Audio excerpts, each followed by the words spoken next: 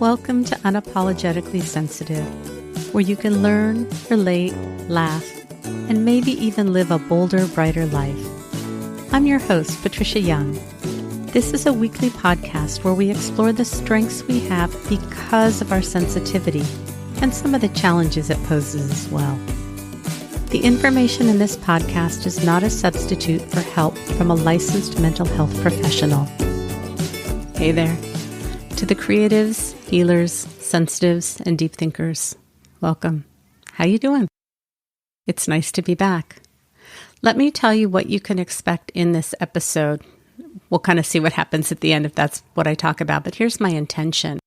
I really want to bring you up to date, for one thing, about what's been going on, but I also want to talk about how prevalent fear can be and how if we wait until we're confident to do something, it may never happen. And there are some areas where I'm really pushing through some fears right now, and I'll be honest with you, recording is one of them. I'm a little embarrassed to admit this, but I couldn't remember. I thought I had a pin on my desktop for the program that I record in, and I couldn't remember, how do I get into the program? It's been close to 6 months since I've recorded. There's a lot going on. My concern is that you're going to think that I am declining mentally. Maybe I am. I don't know. We have evidence. I've been wanting to record for a while, and I feel like I've lost some of my confidence. And so this morning I had time, and I thought, if I wait until I'm confident, it's just never going to happen. And I've recorded over 200 episodes, and I was on a roll before I took a break. And we will have fear about things, and it's not about waiting until the fear is gone before we do stuff. And like I said, I'm walking through a bunch of those things. But let me back up a little bit and just ask, how are you doing? How are you managing? It's a crazy time in the world. Things are very upside down. What I'm seeing with my clients, talking to other highly sensitive therapists, is that this is just a really hard time. And some people are doing all of the things that they know how to do to manage and for self-care, and are still feeling kind of meh, having higher levels of anxiety, having problems sleeping, struggling in relationships.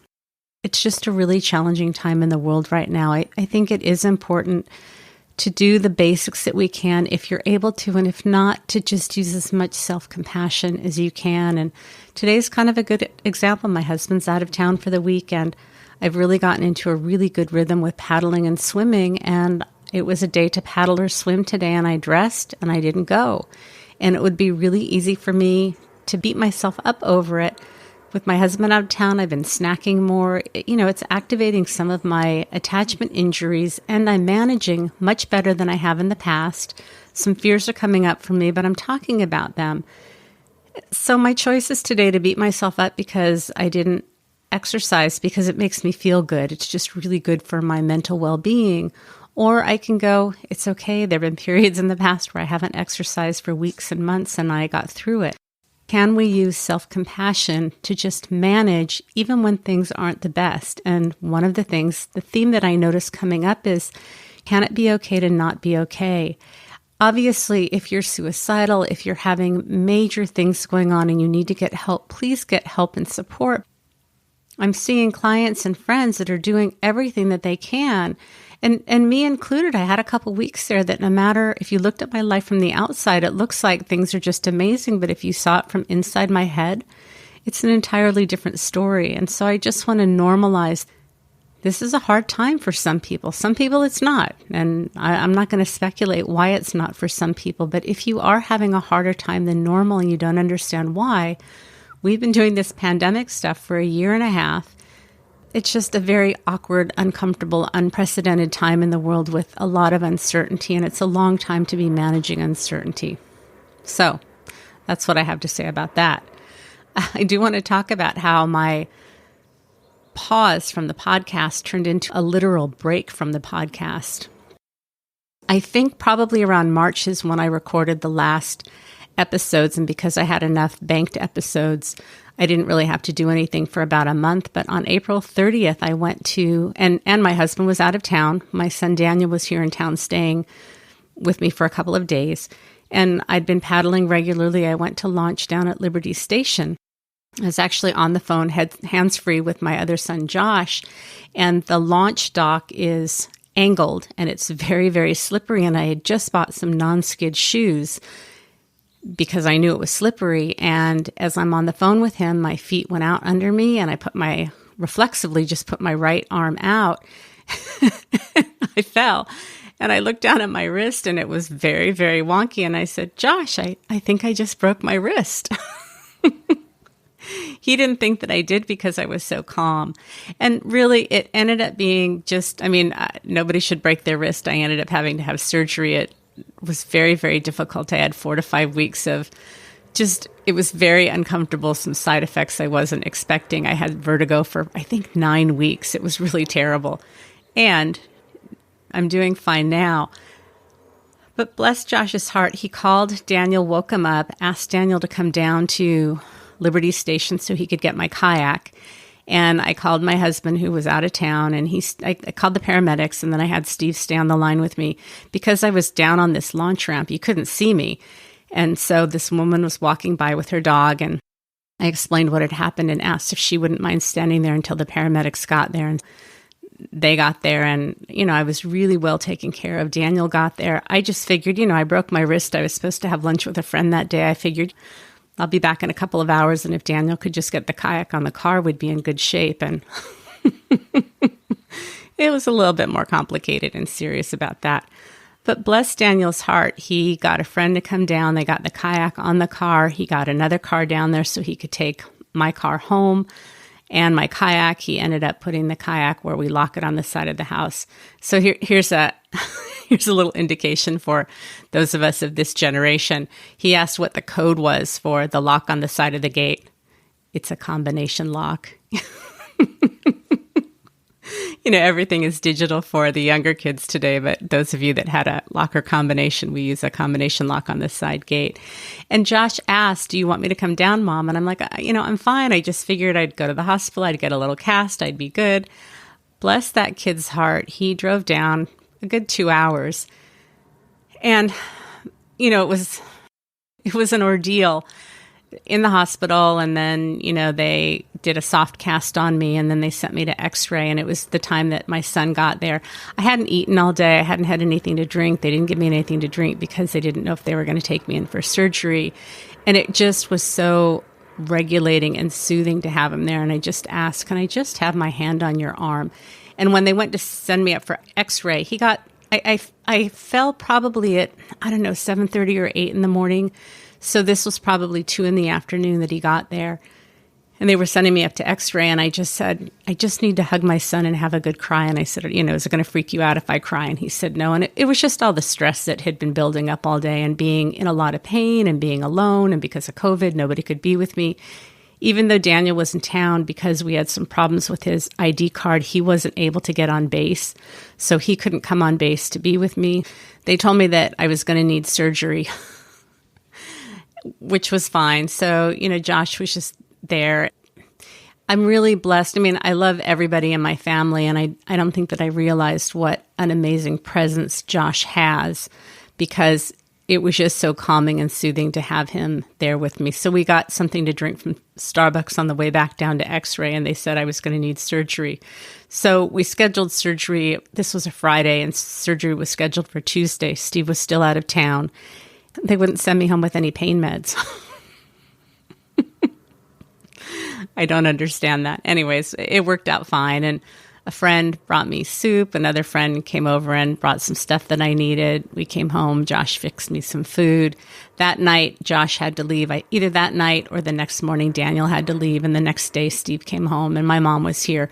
But I couldn't do hardly anything for myself because I had a soft cast that went up my arm past my elbow. I had to have help with showering and with getting dressed. I couldn't even hook my own bra. And everything worked out really well. That kind of brings you up to speed with what's going on with the wrist. I had some occupational therapy. It's all good. But it did create some trauma for me. And I did some brain spotting because I had trauma about not wanting to go back and launch from where, I slipped. I'm really wanting to stop and just stop talking. I'm just rambling and I'm not talking about the things that I wanted to talk. So let me just wrap this part up and kind of get to the next part. I did go back there. I did some brain spotting, which is kind of a softer, gentler form of EMDR. That's what I've been told. I'm nothing against EMDR. I think they're both great modalities for working through trauma.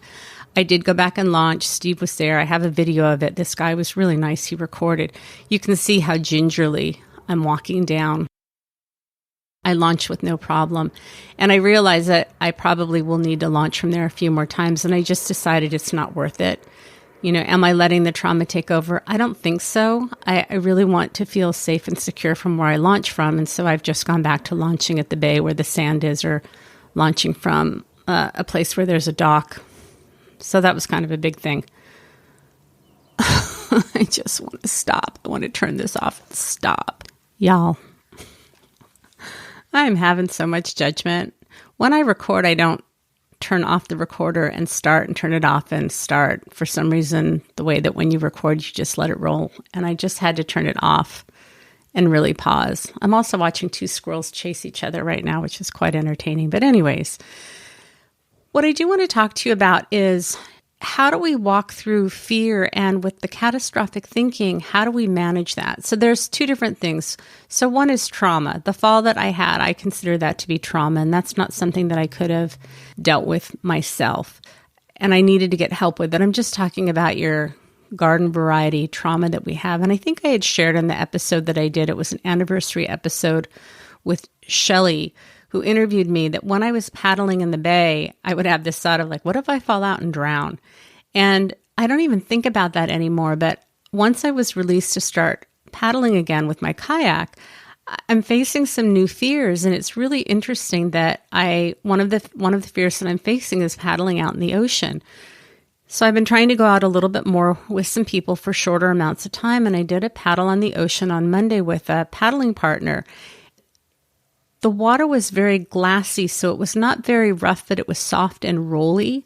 But the expansiveness of the ocean, all of a sudden I had that thing of like, oh my gosh, what if I fall out of my kayak and I drown?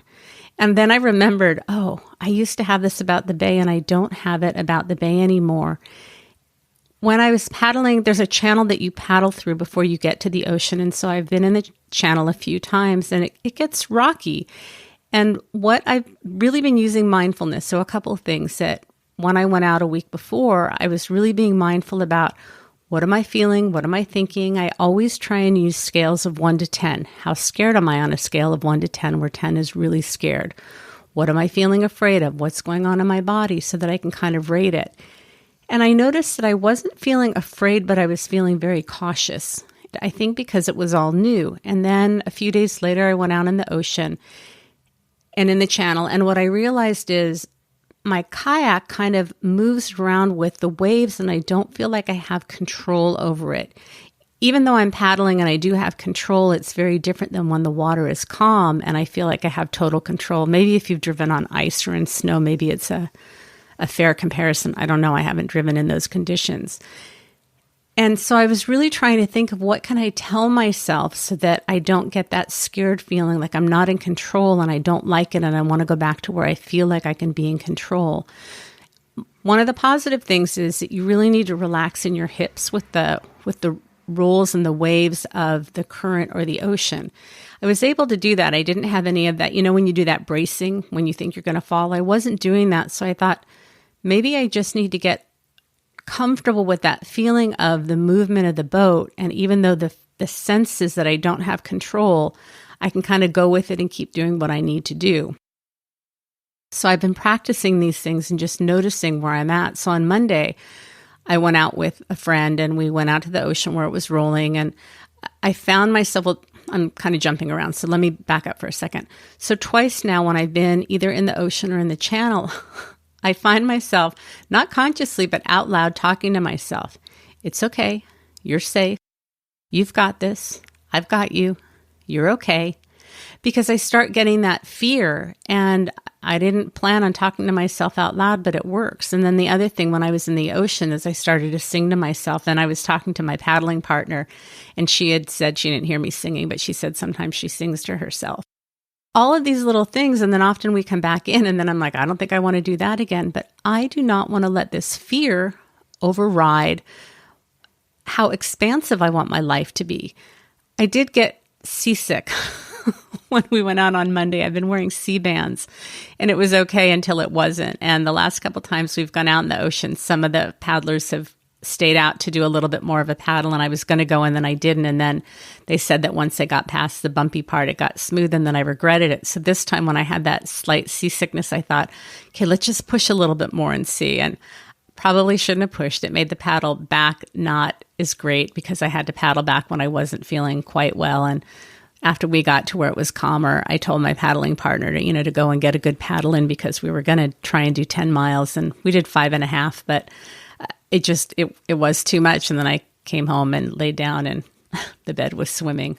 So it's just about learning. The other thing that if you follow me on social media, this isn't news to you, but when I got my kayak, my plan was to never fall out of my kayak. That was just my plan. And I've been paddling with this group of sea kayakers that have the sit-in kayaks where your legs go in and you wear a little skirt, so you're kind of, sealed into your kayak. And I have a sit-on kayak. And on Saturdays, they do skills training where they practice rolling their kayaks. Now, that is not my idea of a good time. The thought of being upside down underwater in a kayak scares me, honestly. It just feels really frightening to me. So the first week that I went, I thought, I can't roll my kayak, but I could fall out of it and try and get back in. And I just thought, no, thank you, ma'am. I'm staying dry. What I started to realize, though, is that I don't even know the capacity that I can push my kayak. Like, how much can I tip in it? How much can I move around to have more freedom? And my intention was to never fall out, so to live within a very, very narrow parameter. And I think this is a great metaphor for life. And I started thinking about it, that I want to have more freedom in my kayak. I probably can do more turns. I can probably do more things and have, operate. I don't have the words, but have more freedom in my kayak. And so I decided 2 weeks ago that I wanted to practice falling out of my kayak and then seeing if I could get back into it. And I was kind of surprised. It took a pretty fair amount for me to fall out. And then I tried to get back in. I don't have enough upper body strength to get back in. And I thought, well, maybe I need to go back to that goal of not falling out of my kayak since I can't get into my kayak. And one of the other paddlers there had something called a rescue strap. And it's basically something you attach to your kayak, and it has like a stirrup. So you can put your foot in the stirrup and use your leg strength to try and get back in your kayak.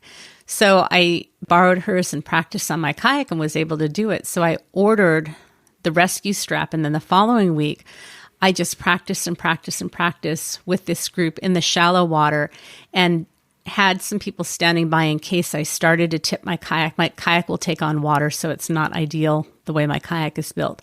And I was actually able to get in a couple times without having anybody hold the kayak. If you're interested, it's not it's not flattering. But if you go to my Instagram, and it's Unapologetically Sensitive, and on TikTok I also posted, I think it's in the Facebook group, Unapologetically Sensitive also, because I want to model imperfection, and it's not pretty, and it worked. So I was able to get into my kayak by myself. The next thing that I need to do is to try that where the water's a little bit deeper. I got incredibly bruised all on my legs. I was taking a shower and I looked down, and on my very lower belly, right above my pubic bone, there's a big old bruise there. So the following week, I thought I just need a break, and trying to regulate my nervous system of, how much do I think I can manage today of things that are challenging and difficult, so that I can kind of stay in that optimal level of arousal. If you think about your life, are there places where you're staying within a very fine margin to stay safe and secure? But if you were to expand that, it might be messy. You might fall out of your kayak. You might find that you can't get back in your kayak, metaphorically speaking. Maybe you can get a rescue strap. Where are some areas where you want to expand? Because the truth is, we tend to have catastrophic thinking, whether this is a result of trauma or being an HSP. I don't know. I'm really starting to see the effects of trauma, which can look like childhood emotional neglect, not having a parent attune with us. It doesn't have to be overt abuse, but I think that so many of us have a lot of internalized fear and negativity that we have that catastrophic thinking, which I can't control the catastrophic thoughts that come up initially. I can control what I do with them and how I manage them, and I'm really working on pushing through right now at a pace that works for me, because I don't want to be defined by my fear. if I am defined by my fear, that there are a lot of things that I'm not going to be able to do, and I really want to push and expand. And it means using mindfulness about how much do I think I can tolerate, and do I need to observe this week, or do I need to try something out? I think that there's a way that we can apply this to all areas of our life so that we really can have that expansiveness. Just because we have nervous systems that are finely tuned doesn't mean that we have to play it safe and sit on the sidelines. I'm not talking about being a thrill seeker if that doesn't work for you, but it's really about finding that optimal level of arousal. And part of what I found during this break, part of it has been really nice. And I don't think that I've been in that optimal level of arousal for a very good part of this time that I've taken a break from the podcast. And I need to have enough of a challenge, enough of something that's pushing me to keep me interested. And without that, things are pretty flat. I think COVID has affected my ability to socialize, the part of me that's an extrovert. I really wonder, I've had a number of people say how much they've loved COVID. It really feeds their introvert and not having that pressure to participate and do things. I'm not an introvert, so this may be a bias on my part, but for me, I think that I like the downtime. I think that I like having this relaxation, but there's not enough stimulation, and I kind of lose my oomph, my zest, and that's tough. That's really tough, and so it makes me wonder for people that are telling me how much they love not having to go out and not having to socialize. If they had a little bit more connection, if that wouldn't feel good. And again, that may be my bias. I don't know.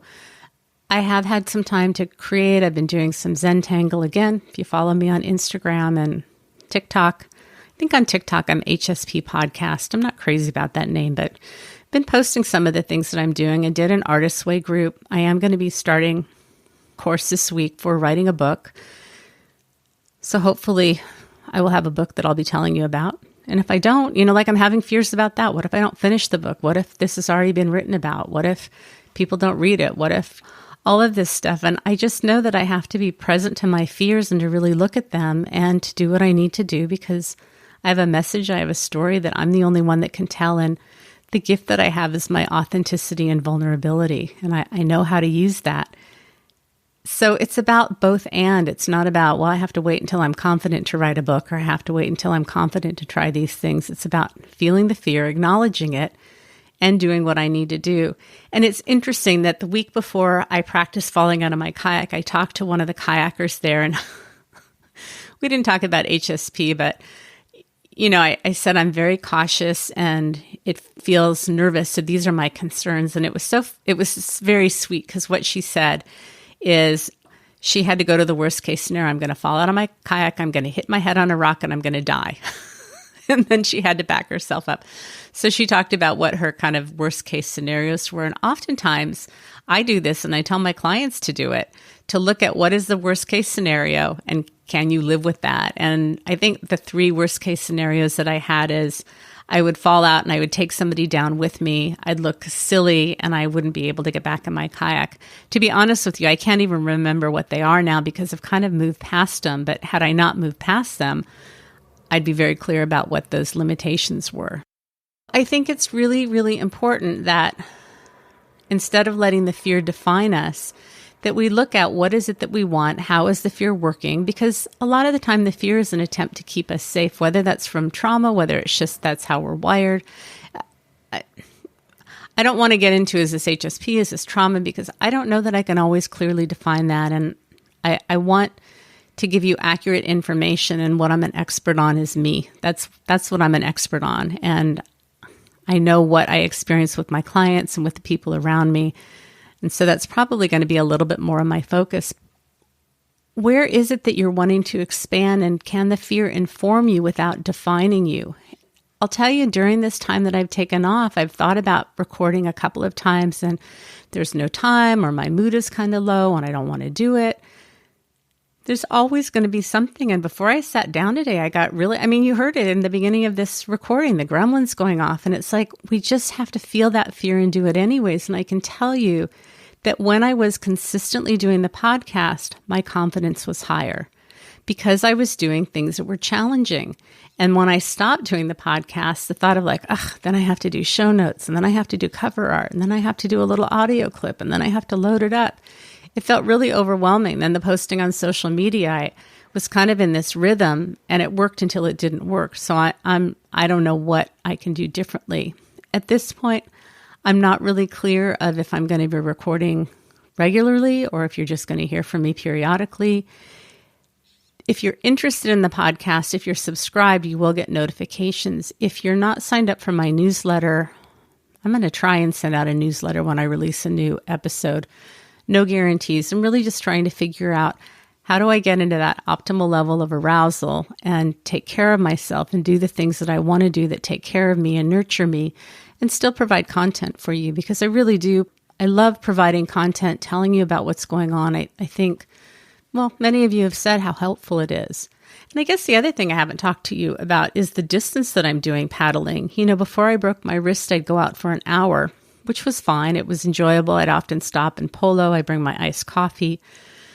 So I'd stop and watch whatever was going on around me. And now I'm going out for 2-hour paddles. The longest paddle I've done is 7.3 miles. Last week I paddled, I think, just under 17 miles for the week, not all in one time. But this is, after breaking my wrist, I didn't do this type of paddling before, and it's helping me to have something to hyper-focus on. That we've talked about this before, that for some of us that have issues with executive function and with focus, when I have something I can hyper-focus on, it really, really helps. And I have to tell you that, again, if you look at my life from the outside, it looks like I'm doing all these amazing things with paddling and challenging myself. I don't always want to get up and go paddling. I don't always want to get up and go to the pool. And sometimes it's a real struggle. And this morning was kind of one of those things. I was supposed to paddle. This was my deal with myself. And I was supposed to get together with a friend this morning because I was going to paddle tonight. But then I was afraid I wouldn't make it tonight because my husband's out of town. So I thought I'll paddle in the morning. So I rearranged my time with her. And then early this morning, I thought, well, I could go to the pool instead and I don't have to get up as early. So I got up and got my bathing suit on and walked the dog and then sat down, had coffee, and ate candy corn. Needless to say, I did not make it to the pool. And I'm just working on really being okay with that. So I struggle. With these things. If you're not listening to my podcast and I'm not talking about it, you would have no way of knowing. And sometimes I need to have a commitment with other people. That really helps to get me to the pool. My mom and I have been swimming together twice a week. And yesterday she had an appointment and couldn't go. And I kind of knew that I wasn't going to make it. And I had a lot of judgment about, I have to have a plan with somebody in order to get me to go. And you know what? If that's what it takes, then that's what it takes. We have lots of seasons in our lives where we're more independent and we do what we need to do. And we have other times when we need more support. I think I've talked to you in the past that my husband has driven down to the bay with me and have just sat at the bay while I go and paddle. We go through different stages, and if we can have compassion and work around it, we do what we need to do. But I think it's so easy, especially, and I've been in this place, looking at people that are publishing books and are doing all these great things with their business. And I feel envious and I feel like I should be doing it. And then I think, it just takes so much work. The reason why I share this with you is it's easy to sit and look at other people's lives and to think that everybody is experiencing all of these great things. But unless people tell us what's really going on behind the curtain, we really don't know. We really don't know, which is why I value being transparent with you. And my hope is that the more I get re-engaged and find out how to do that without overdoing it, that will help to build some of my confidence again, because I feel like I really have lost a fair amount of my confidence, and I just need to start trying things and taking some risks again. So where are you needing to make some changes? Where are you wanting to do some stretching, some growing? You don't have to make those changes, but I'd really invite you to start thinking about what those changes might be. What do you think would be different if you allowed yourself to make those changes? I guarantee you it will be uncomfortable and you will have fear. There's also a discomfort in staying stuck and living small where we're at. And I'm not talking about huge things. You decide where those areas are. But it's okay to feel the fear. It's okay to be insecure. It's okay to have gremlins. That stuff is going to go on no matter what. And the way that we kind of manage that is by finding a way to hear what's going on and do what we need to do. And I can tell you, the other morning I got up to to paddle with this group that I paddle with. And my husband asked something to the effect of like, are you looking forward to it? And I don't know what I said to him, but I'm thinking in my head, like, really? No, I'm not looking forward to it. I'd rather be in bed. I'm tired. It's a Saturday. I don't really want to get up. On these times when my gremlins are like, oh, you're so tired, just stay in bed. You don't really need to go. You've already paddled 3 times this week. I know to just kind of let those voices run quietly in the background, and I don't put energy on them. So because I know that I just need to put one foot in the other and get there. And once I do, I have a great time. And then I'm really, really, really grateful that I went. And if I go and I'm not grateful that I went, then I can re-choose and leave. So it's not about there being a perfect solution, but when do we need to give voice to those voices? That doesn't make sense, but you know what I'm saying. When do we need to say what our gremlins are telling us? And when do we need to go like, thanks for sharing, and I need to do what I need to do? I just want people to know that we're going to have that negative chatter going on. I think over time it becomes more manageable. It doesn't have to feel as scary. If it's something new, it's probably going to feel louder, but we can learn how to navigate it. And in spite of catastrophic thinking and gremlins, we can do the things that we want and live the expansive, full lives that we're meant to live. So, where do we go from here? This is where I was going to say, like, darned if I know. I think I've given you some good things to think about. If you want, we'll just kind of see. I am working with someone. We may be collaborating together on the podcast, but it probably won't happen till after the new year. And my focus really is going to be on this book, and I'm not sure what that's going to look like in terms of my time. But I do have some things that I would like to talk to you about, and we'll just kind of see what happens from here. So my hope is that you are doing well, that you are being kind and gentle and loving with yourself. Shoot, I have a client in a few minutes. I gotta go. Remember, sensitivity is nothing to apologize for. It's our superpower. Have a blessed day.